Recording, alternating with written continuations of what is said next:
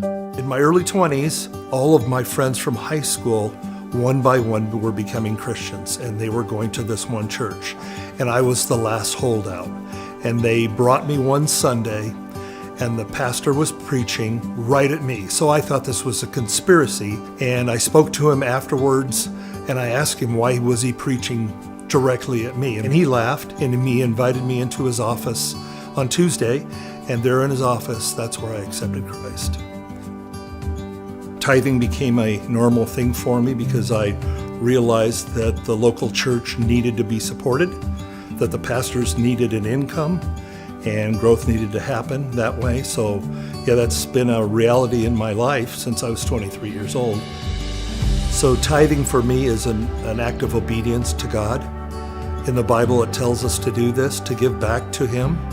And when God says that's what I'm supposed to do, that's what I do, and I do it on a monthly basis. One Sunday when we walked in and we saw 10 cantaloupes on the stage, and the pastor was talking about 10%, holding up one of them, and talking about the first fruits of what you have and how we're to return them back to the local storehouse, which is the church.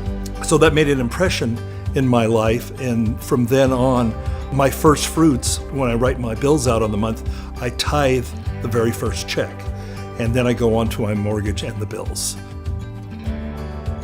So when I first heard about Beyond Our Walls, I went home, prayed about it.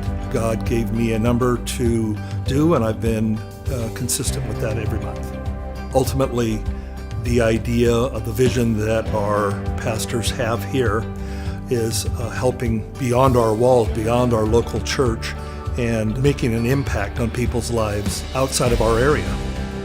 So after the hurricane in Puerto Rico, something that really touched my heart is that we were able to take generators and water purification devices to Puerto Rico. Those people over there didn't even have drinking water. And that's something that firsthand we got to see. And we don't know those people, but I'm sure they were very, very blessed on receiving something that we gave them. It's not about feeling good about it. It's about doing what I'm being prompted to do. And ultimately, I know that there will be a blessing somewhere for it. And I don't do it for the blessing, but it's more about being obedient to God and doing what He's asking me to do with the resources that He's given me.